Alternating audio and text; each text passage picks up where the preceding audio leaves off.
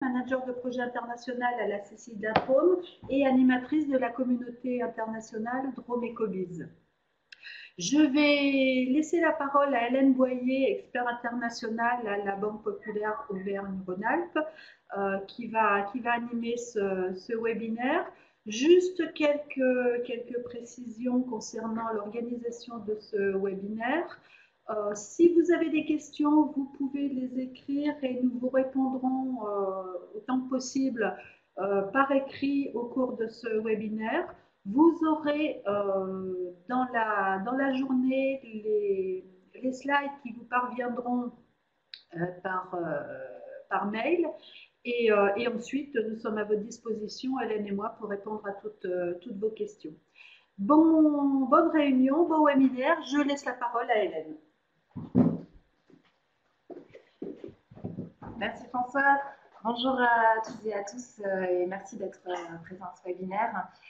Nous allons passer une petite heure ensemble effectivement sur ce thème des garanties internationales qui sont un outil simple d'utilisation mais parfois assez peu connu, on va dire.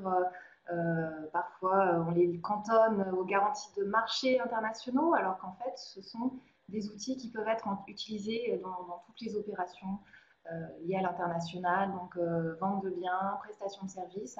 Elles peuvent être utilisées dans beaucoup de cas et peuvent être une alternative intéressante ou un complément à d'autres outils de sécurisation, comme par exemple l'assurance crédit ou bien le crédit documentaire.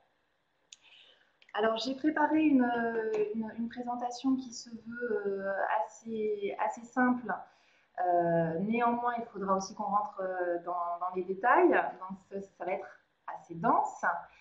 J'ai essayé d'être bien sûr la plus claire possible. N'hésitez pas à poser vos questions et comme l'a dit Françoise, nous répondrons aussi soit en direct, soit juste après le webinaire à vos questions qui seraient peut-être trop précises, qui demanderaient en tout cas une réflexion, un temps de réflexion.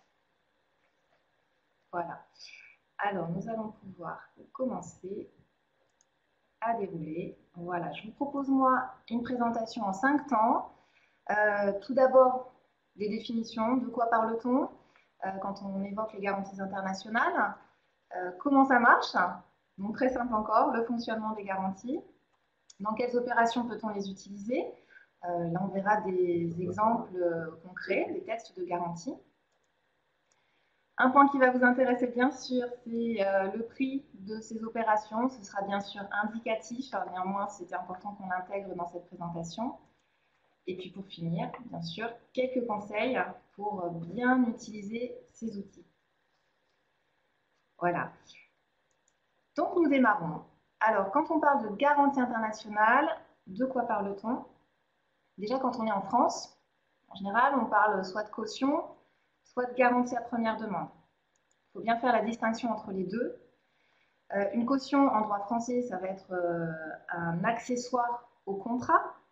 Donc ça va dépendre d'un contrat commercial. Pour faire jouer une caution, il faudra vérifier que le contrat commercial n'a pas été respecté.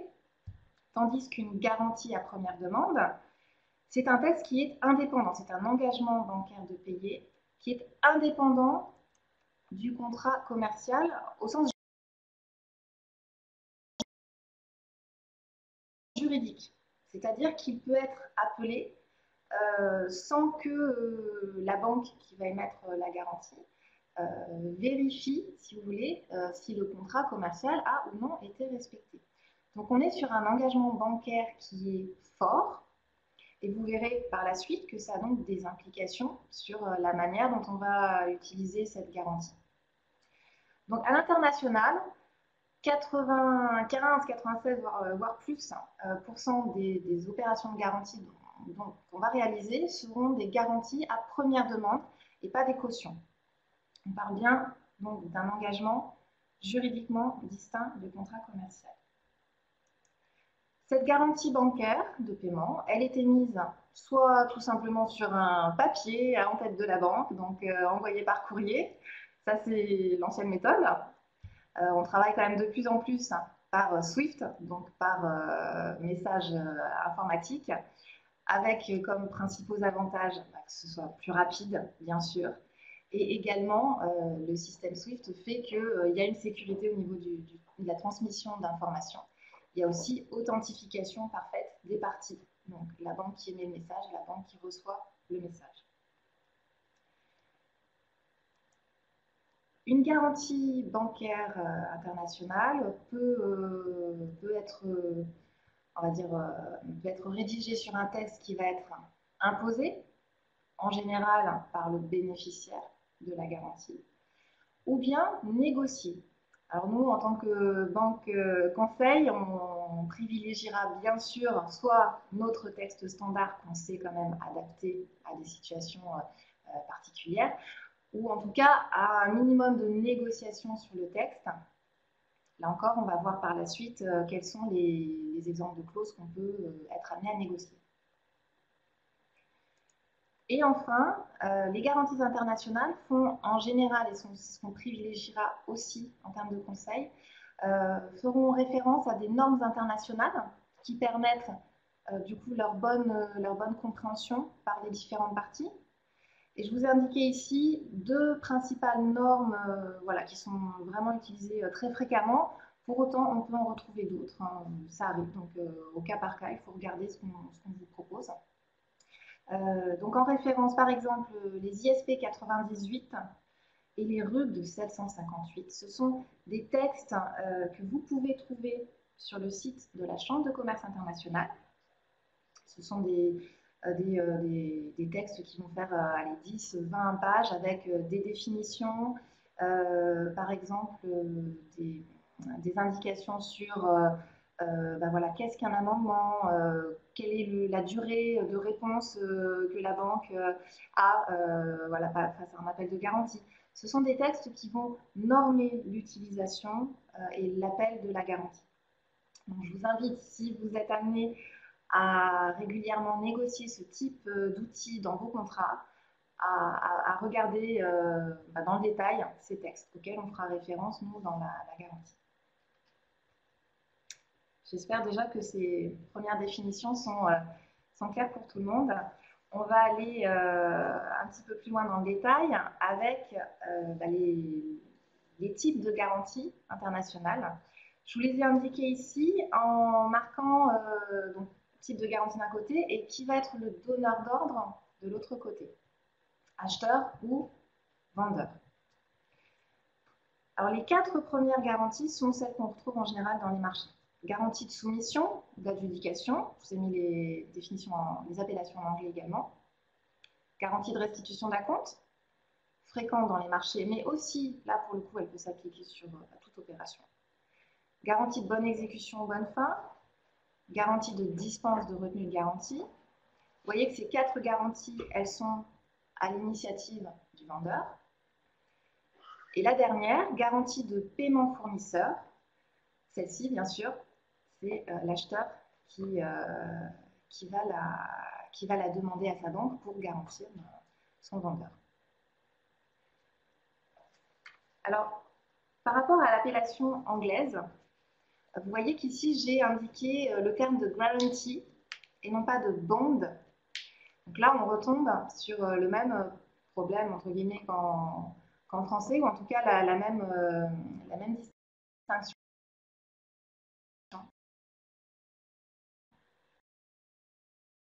La bond va être plutôt du droit anglo-saxon avec des effets qui vont être assez larges, plus forts peut-être que ceux d'une guarantee qui, elle, va être cadrée voilà, de manière très précise.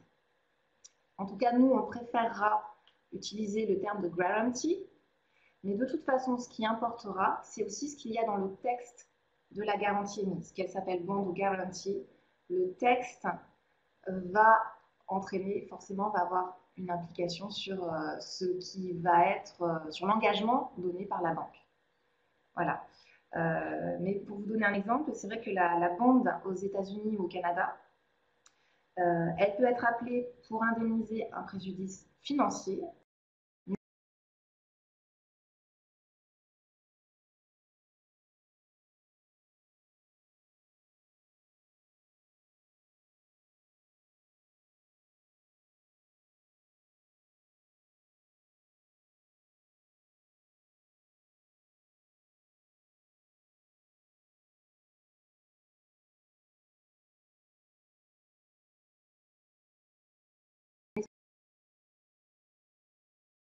aussi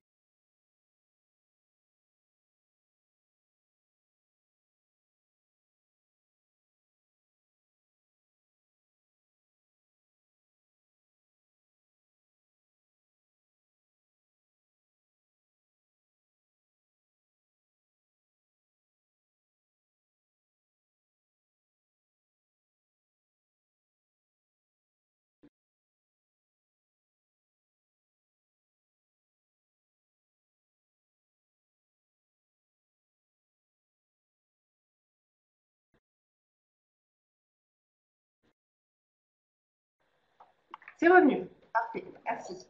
Alors, du coup, je ne sais pas. Voilà, filaire, ça va mieux? Pour l'instant, ça fonctionne. D'accord, merci. Donc, on reprend rapidement cette slide si vous ne l'avez pas vue. Donc, ça concerne tout simplement le type de garantie qu'on émet à l'international. Garantie de soumission, restitution d'acompte, bonne exécution, retenue de garantie ou paiement fournisseur. Et comme je le disais, voilà, nous, on utilisera l'appellation de guarantee plutôt que de bond, en sachant que la bond, dans le droit anglo-saxon, est plus engageante que la guarantee. Et ce qui comptera de toute façon, c'est ce qu'on met dans le texte de la garantie. Et on verra à nouveau dans les slides suivantes de quelle manière on peut effectivement bien cadrer l'utilisation de la garantie. Et nous allons passer donc à la slide sur laquelle on a eu ce petit problème technique, donc le cas particulier de la Stand-by Letter of Credit. Ce type de garantie peut s'appliquer à toutes les garanties qu'on a vues avant, hein, soumission, restitution d'acompte, etc. C'est juste que son formalisme va être particulier. Elle sera obligatoirement transmise par SWIFT, donc par informatique.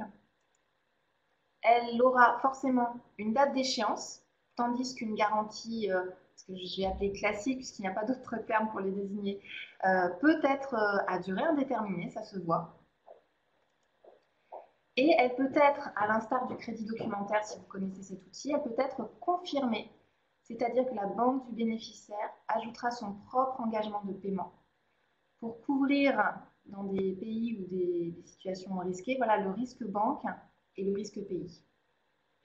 C'est un type de garantie qui nous vient des États-Unis, où les assureurs étaient les seuls à pouvoir émettre des bonds et où les banquiers ont trouvé cette parade pour pouvoir aussi, eux, réaliser des garanties. Voilà, donc c'est une garantie qui est utilisée très fréquemment en Amérique du Nord et aussi au Japon, où il y avait le même cas par rapport aux assureurs. Et donc, nous verrons dans quelques instants un exemple de stand-by letter of credit. Alors maintenant qu'on a vu le panorama général des garanties internationales, de quoi on parle, on va le représenter sur un schéma pour que vous compreniez bien comment ça marche. Vous avez d'un côté un donneur d'ordre, d'un autre côté un bénéficiaire. Ces deux parties sont liées par un contrat commercial. J'ai volontairement appelé ces petits personnages donneur d'ordre et bénéficiaire et non pas acheteur ou vendeur, puisqu'on l'a vu précédemment. Le donneur d'ordre peut être soit l'acheteur, soit le vendeur, selon la typologie de garantie qu'on va mettre en place. Le donneur d'ordre, par une lettre d'ordre, donc un document papier écrit qu'il va transmettre à sa banque, va lui demander l'émission d'une garantie. Alors, il me manque juste un petit schéma. On n'a pas le schéma de la banque en bas, c'est dommage. Il va peut-être apparaître à la fin. Donc, vous voyez que là, normalement, en bas à gauche, vous devriez avoir une petite maison qui s'appelle la banque. Voilà. Donc, le donneur d'ordre, par sa lettre d'ordre, demande à sa banque l'émission d'une garantie en faveur du bénéficiaire. Cette garantie peut être soit directe. Il manque également le schéma de la banque du bénéficiaire. On va tout faire défiler. Alors, garantie directe, soit papier, soit par SWIFT. Soit une garantie indirecte, donc via une contre-garantie, ça veut dire que là, la banque que vous devriez voir en bas à droite, c'est la banque locale du bénéficiaire. Elle va émettre la garantie. Et non, on n'a pas les banques, c'est dommage. Alors, je vais le refaire parce que... Ouais, là, on n'a pas le... on va le reprendre comme ça. Alors, ici, je vais mettre le pointeur. On va repartir comme ça. Donc ici, notre donneur d'ordre et notre bénéficiaire sont liés par un contrat commercial. La lettre d'ordre va arriver ici, à la banque de l'émetteur. La banque de l'émetteur émet sa garantie soit en direct, hop, par courrier ou par SWIFT, ici, au bénéficiaire. Soit elle va émettre une garantie indirecte. Ici, vous la voyez, la garantie indirecte, elle sera émise en fait par une contre-garantie qui sera adressée ici à la banque du bénéficiaire qu'on ne voit pas. Je pense que vous le verrez par contre dans les slides qui vous seront envoyés ensuite par mail.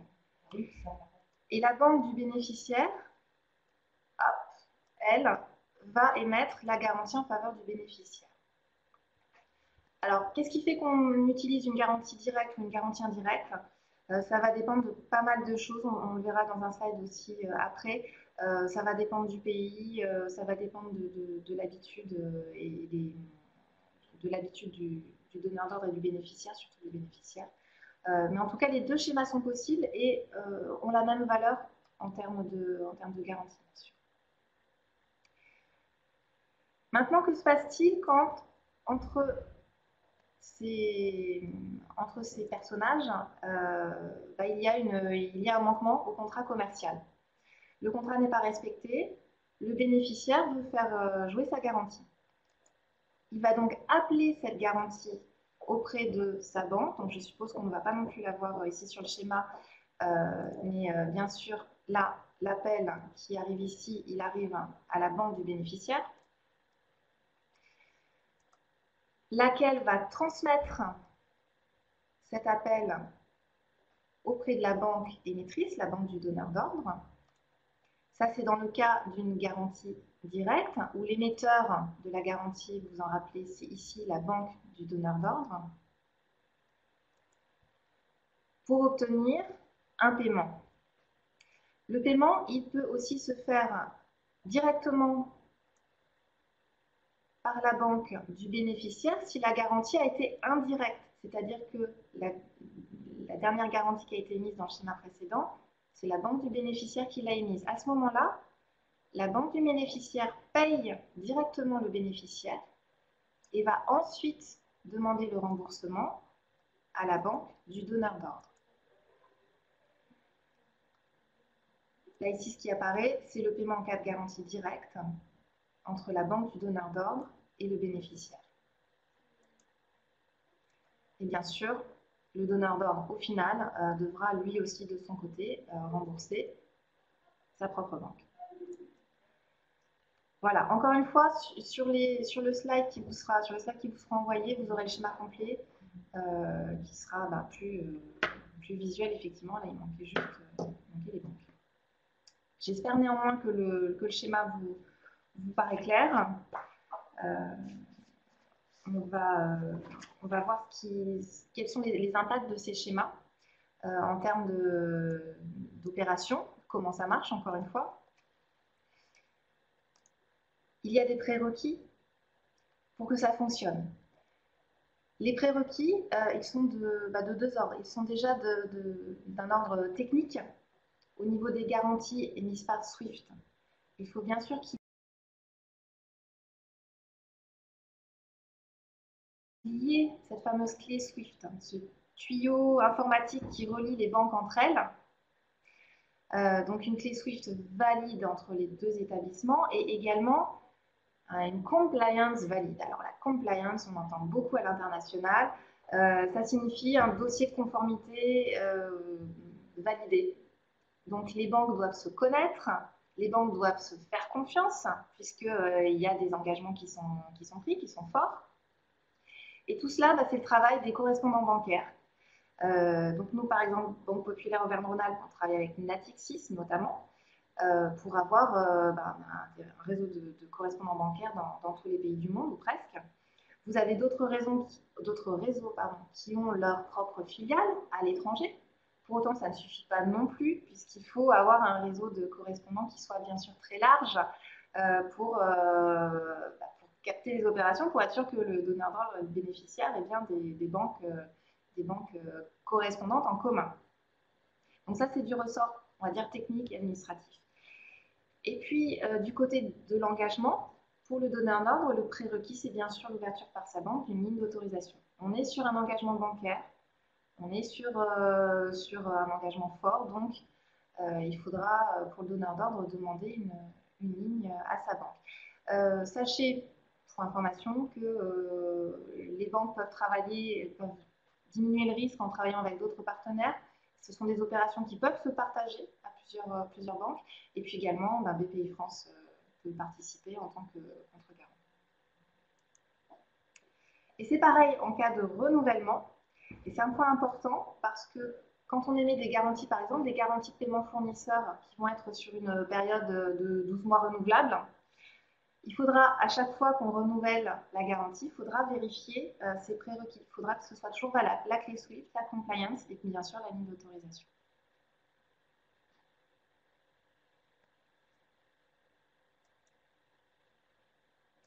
Alors tout à l'heure, je vous ai parlé des garanties directes, des garanties indirectes, de la SBLC. Comment on fait pour choisir? Est-ce que c'est selon le pays, la banque correspondante, le bénéficiaire? Alors pour tout vous dire, quand j'ai préparé cette présentation, j'avais fait un slide avec, voilà, garantie indirecte, c'est plutôt sur telle zone géographique, garantie indirecte, c'est plutôt sur celle-ci. Et en discutant, en approfondissant ce point-là avec nos équipes de middle et back office, je me suis rendu compte qu'il n'y avait pas de généralité. Alors, il peut y avoir parfois des points spécifiques de législation dans certains pays. Je dirais par exemple la Turquie où on est obligé de passer en garantie indirecte. Mais finalement, l'évolution des habitudes du commerce international font qu'aujourd'hui, il y a des choses très diverses qui se produisent. On peut être parfois en Europe avec une garantie indirecte. On peut être parfois en Afrique avec une garantie directe. C'est vraiment, c'est très variable, c'est au cas par cas. Donc c'est ce que je vous ai indiqué, on ne peut plus faire de généralité. Toutes les garanties sont à étudier au cas par cas. D'où l'importance, et ce sera quand même une de mes conclusions, d'être accompagné sur ces dossiers. Voilà, je pense que tout le monde a compris comment ça marche. Maintenant, on va voir quelques exemples concrets de garanties. Donc, dans quelles opérations les utiliser? Lorsqu'il y a un flux financier effectif ou attendu, c'est clair. Une garantie de restitution d'acompte, par exemple, ça c'est pour le montant de l'acompte et valable jusqu'à l'expédition, la livraison. Le cas vraiment classique, c'est l'achat d'un matériel ou d'un équipement auprès d'un fournisseur étranger. Moi, je suis souvent malheureusement surprise et pas dans le bon sens quand je vois des sociétés qui, par exemple, investissent et réalisent des achats de matériel auprès de sociétés polonaises, par exemple, délivrent 30% d'acompte et ne demandent pas de garantie de restitution d'acompte. Je suis choquée par cela. Donc, n'hésitez pas, même quand c'est pour de l'achat de matériel, il faut demander, à partir du moment où vous délivrez un acompte, surtout pour des opérations ponctuelles, demandez une garantie de restitution d'acompte. En revanche, bien sûr, je l'ai noté ici, cette garantie, elle sera peu utilisée pour des achats réguliers puisqu'elle va alourdir l'administratif. Par contre, pour des achats ponctuels, elle est vraiment recommandée. Alors, pour rentrer vraiment dans la technicité, voici un exemple de texte. On ne va pas le lire en entier, bien sûr. Ce que je veux que vous voyez, ce sont les clauses indispensables, les clauses classiques que l'on met dans ces garanties internationales. Tout d'abord, même si la garantie est indépendante du contrat commercial, on fera toujours référence au contrat. Donc ici, we refer to, et après ça peut être le bon de commande, ça peut être le contrat, numéro temps. On y fera référence pour pouvoir identifier la garantie, surtout en cas d'appel de paiement. On aura comme autre texte, comme autre phrase importante, l'engagement irrévocable. Il est ici. We undertake to reimburse the beneficiary any amount up to. Et là, on va cadrer la garantie puisqu'on va mettre le montant. Donc ici, vous avez l'engagement irrévocable jusqu'à tel montant. Ça nous permet de limiter, bien sûr, le risque pris par la banque, l'engagement pris par la banque. Et quand tout à l'heure, je vous parlais de bond de guarantee, dans le cas d'une bond, ce sera vraiment important qu'il y ait cette délimitation du montant. Ensuite, ici, vous avez les éléments qui seront demandés pour faire jouer la garantie. Et en particulier, vous aurez la demande du bénéficiaire. Elle doit être ici dans un document séparé. Elle doit bien indiquer justement à quelle garantie elle fait référence, quel contrat, et qu'il y a eu une rupture, voilà, que le contrat n'a pas été respecté. Ici, c'est la suite de la garantie. Nous sommes sur une garantie de restitution d'acompte. Nous indiquons donc que cette garantie n'est valable qu'après réception de l'acompte. C'est ici en haut. The advance payment guarantee will come into force upon the crediting of euro to the applicant's account. Parce que on se remet dans... On prend un peu de recul par rapport à ça. Nous sommes dans une garantie de restitution d'acompte.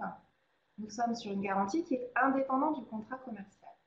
Si vous émettez une garantie de restitution d'acompte sans cette petite clause, et avant d'avoir obtenu l'acompte, vous prenez le risque que le bénéficiaire fasse jouer la garantie. Et il le pourra.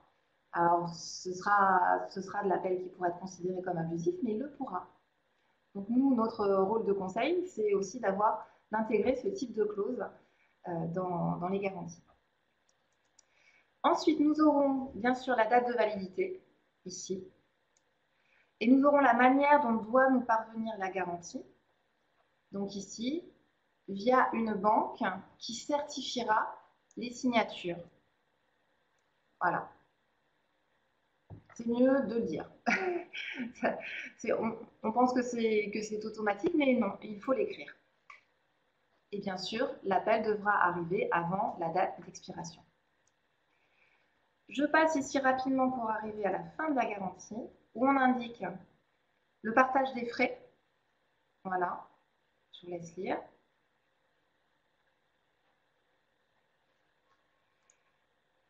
C'est quelque chose qu'on indique, qu'on peut indiquer, enfin qu'il vaut mieux indiquer.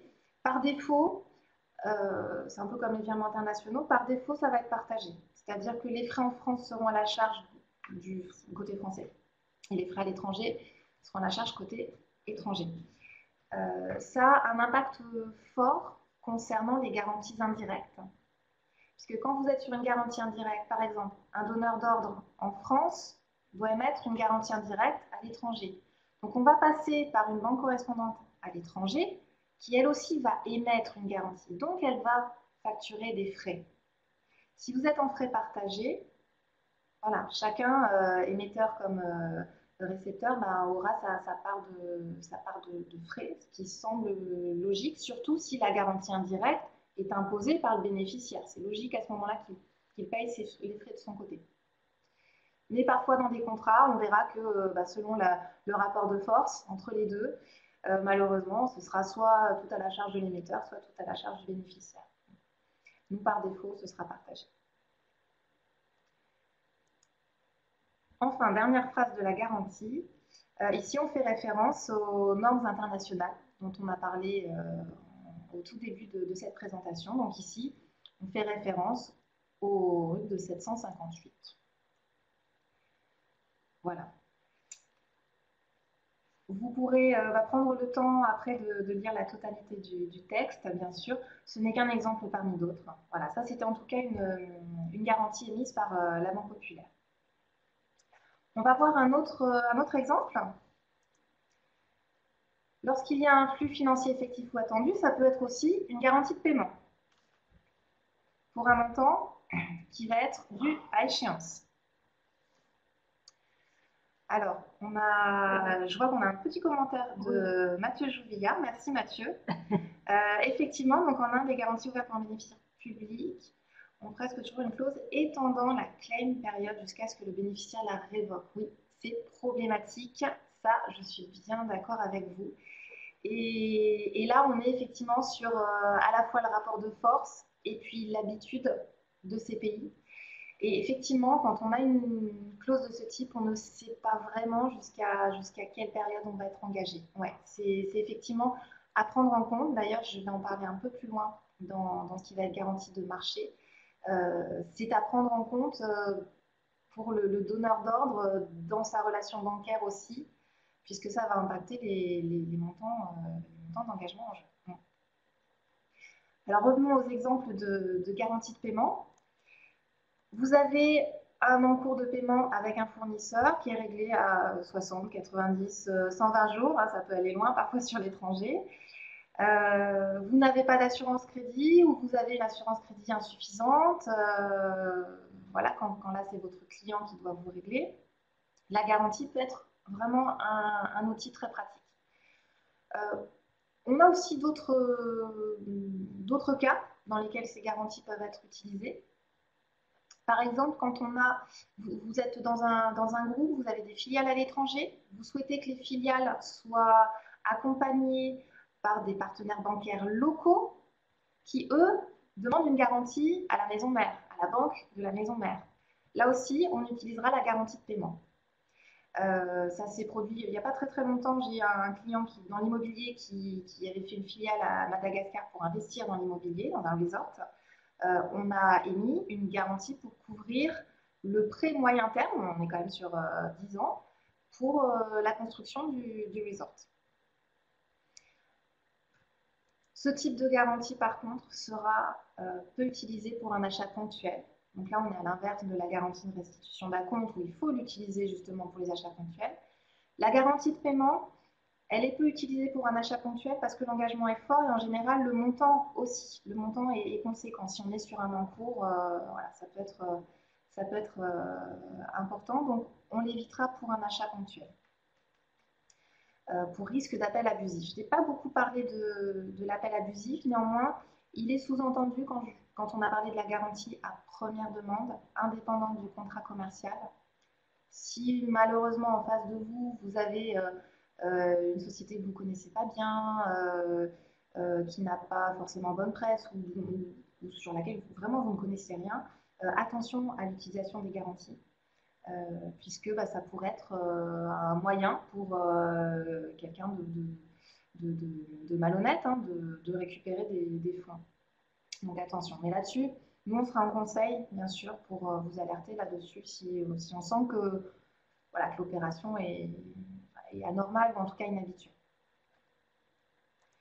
Alors à nouveau, je vous ai indiqué un exemple de texte. Ici, nous sommes sur une SBLC. Donc la typologie de garantie qu'on a vue dans les slides précédents, assez simple au niveau du formalisme. À nouveau, ici, on fera référence au contrat commercial. Voilà, les obligations de paiement résultant de, ici, la facture pro forma. Et ici, vous voyez quels sont les documents qui sont attendus par la banque émettrice. Alors, dans cet exemple, c'est une banque néerlandaise, je crois, qui nous a transmis cette garantie en faveur d'un de nos clients. La banque néerlandaise, elle demande quoi? Elle demande une attestation du bénéficiaire, donc le vendeur. Comme quoi, il a rempli ses obligations, il a envoyé la marchandise et pour autant, il n'a pas reçu le paiement. Et en deuxième document, elle demande la copie de la facture impayée. Elle aurait pu demander un troisième document qui aurait été le document de transport. Voilà, là on aurait été sur les trois documents basiques réclamés dans une SBLC.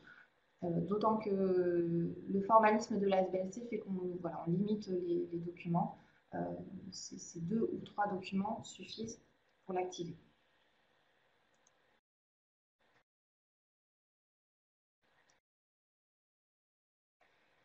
Ici, voici la suite du texte où on indique dans quel délai la garantie doit être mise en jeu. Alors là, vous voyez qu'il est indiqué que la garantie ne peut pas être appelée plus tôt avant 20 jours après la date d'échéance du paiement.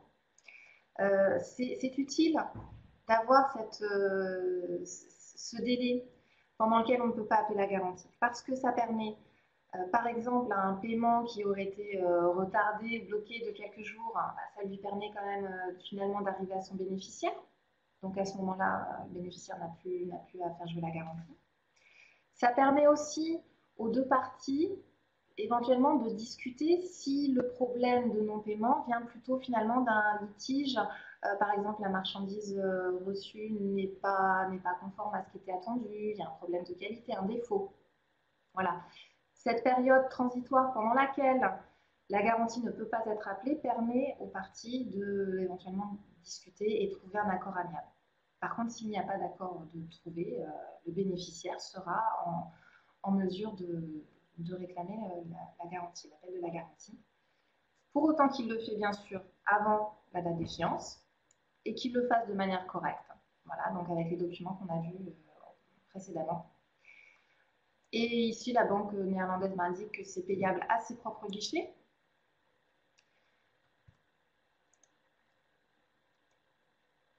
Ici, vous avez une phrase qui est aussi importante dans les garanties de paiement, c'est que si un paiement est réalisé sur une garantie, à ce moment-là, le montant de la garantie est réduit de ce montant. Par exemple, vous avez une garantie de paiement de 100 000 euros. Vous avez un impayé pour 20 000 euros. Vous faites jouer seulement pour ces 20 000 euros. À ce moment-là, la garantie continue à être valable, pour autant qu'on est avant sa date d'échéance, mais le montant est réduit à 80 000 euros.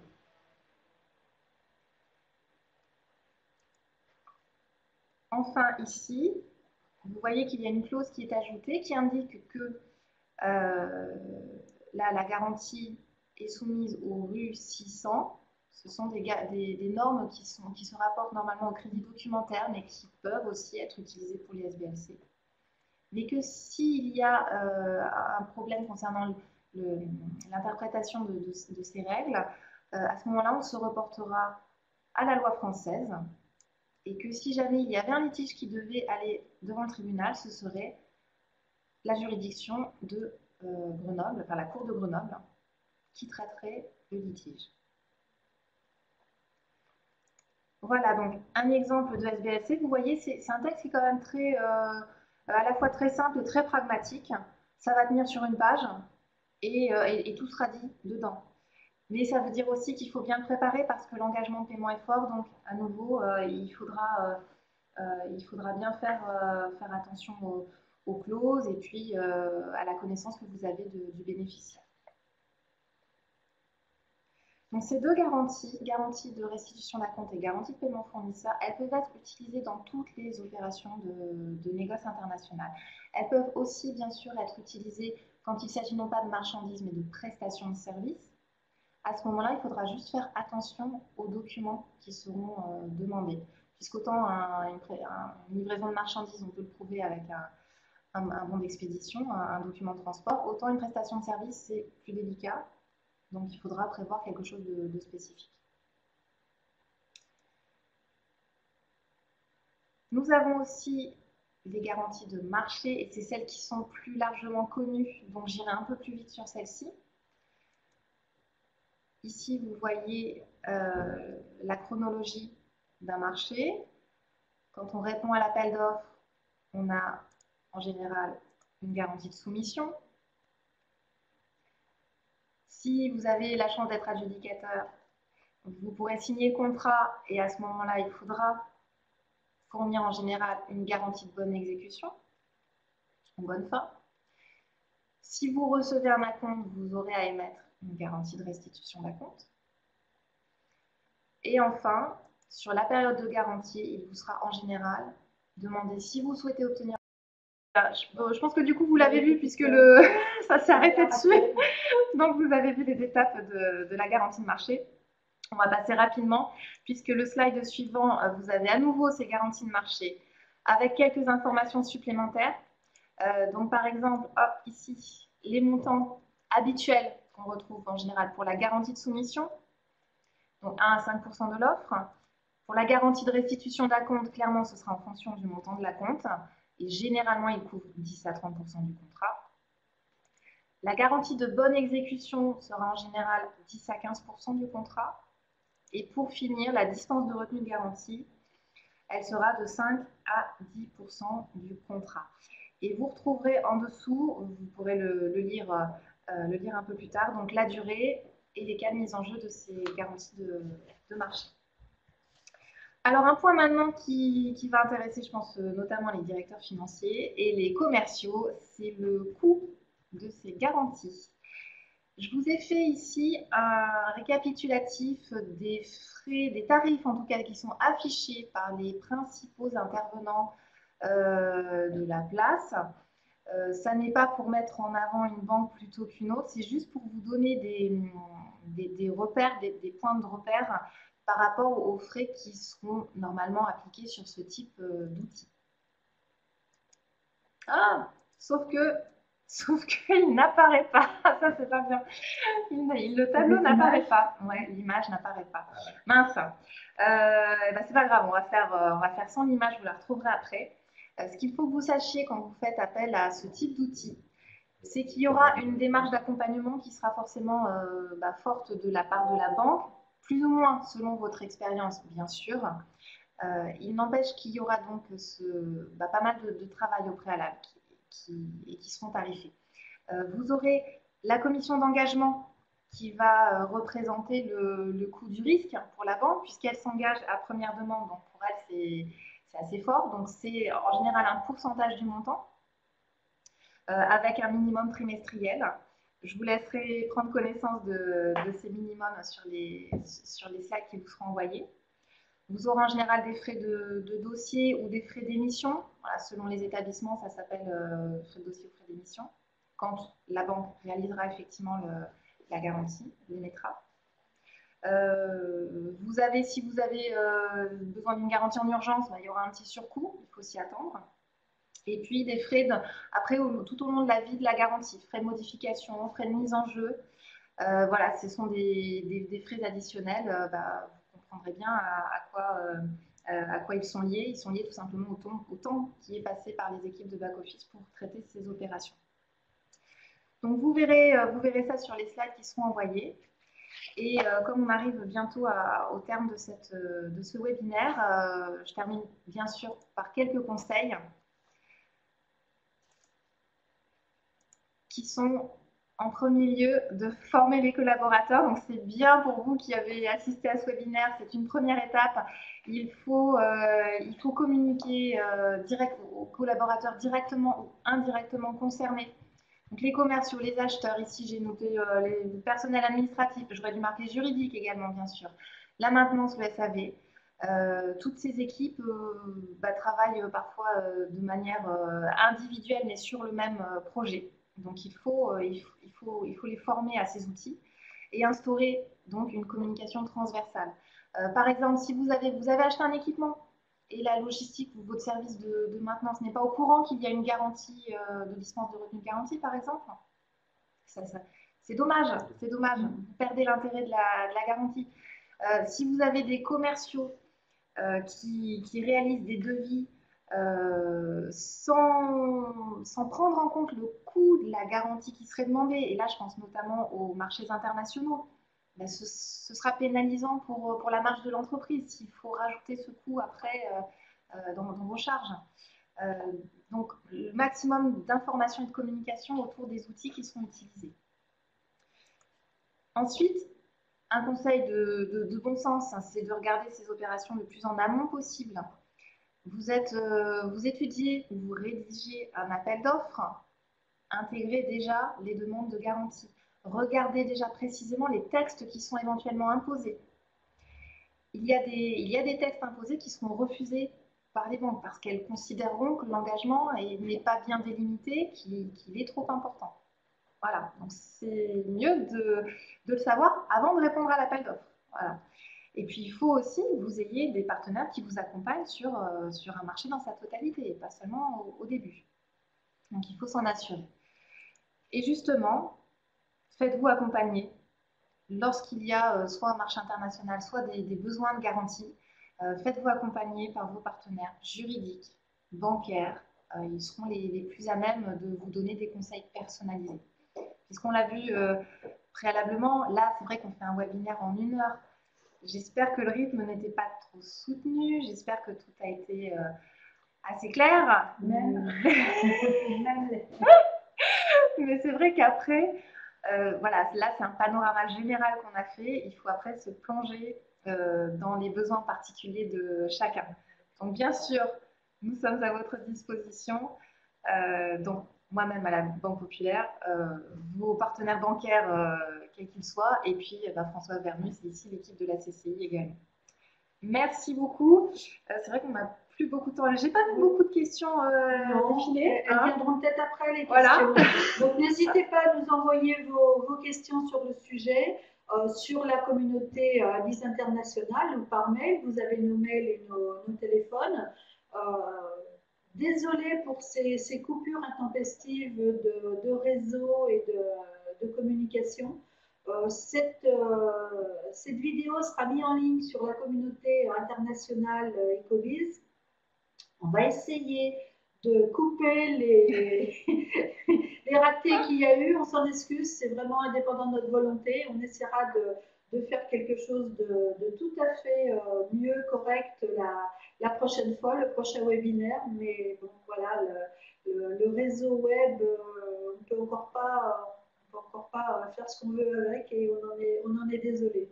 Nous vous souhaitons une bonne journée. À bientôt sur la communauté, par téléphone ou par mail. Merci. Bonne journée à vous. Bonne journée à tous. Au revoir. Au revoir.